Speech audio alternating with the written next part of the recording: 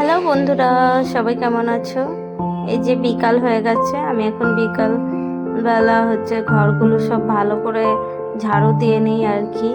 আজকে মাসি আসতে অনেকটাই দেরি করছে, তার জন্য আমি ভাবলাম যে আমি তাহলে ঝাড়ুটা দিয়ে নিই, যেহেতু বিকাল হয়ে গেছে, অনেকটাই টাইম হয়ে গেছে।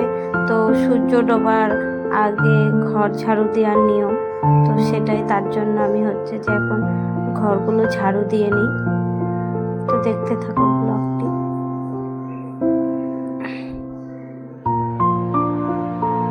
এই যে ওইদিকে আবার আমার মেয়ে, আমি যেখানে যেখানে যাচ্ছি সেখানেই আমার মেয়ে, মানে মেয়ে ঘর ঝাড়ু দেওয়ার যতটুকু টাইম নিয়ে ঘর ঝাড়ু দিয়েছি ততটুকু টাইমেই আমার মেয়ে কন্টিনিউ আমার সাথে ঘুরে যাচ্ছে।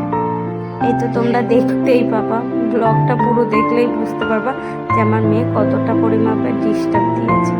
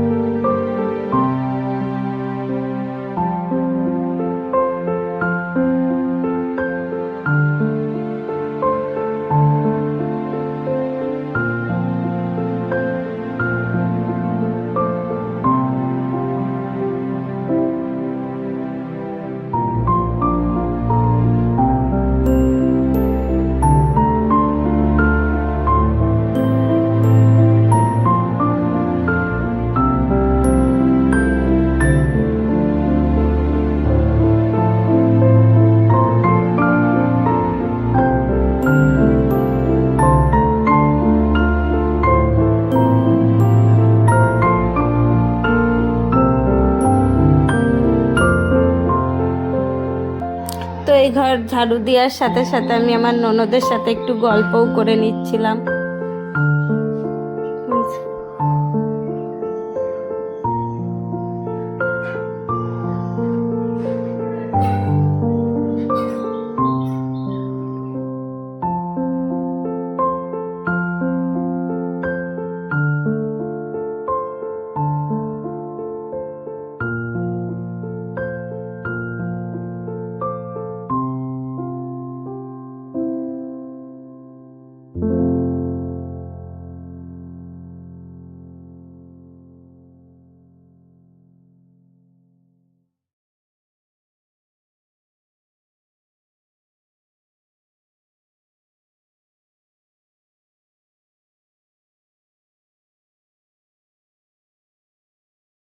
ওইদিকে আমি রান্নাঘরটাও গুছিয়ে নিয়েছি আর ঝাড়ু দেওয়া হয়ে গেছে। এখন আমি বেলকনিতে চলে গেছি, বেলকনিটা ঝাড়ু দিই।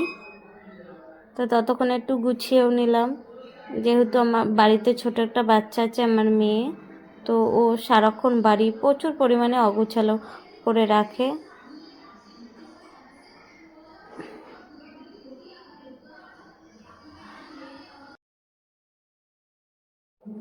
আর এদিকে বাইরের দিকটা দেখো, গাছপালা থাকার কারণে সব সময় উঠানের ওপর শুধু পাতা পড়েই থাকে, প্রচুর পরিমাণে পাতা পড়ে যে, আর অনেকগুলোই গাছ রয়েছে, তো তো তার জন্য খুব নোংরা হয়ে থাকে।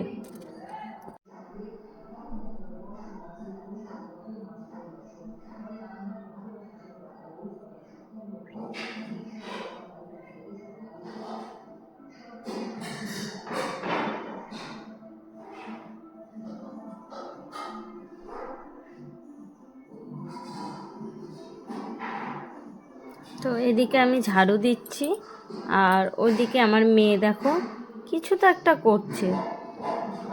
আমি ঝাড়ু দিতে দিতে হঠাৎ ওইদিকে তাকিয়ে দেখি আমার মেয়ে যে টেবিলের ওপর উঠে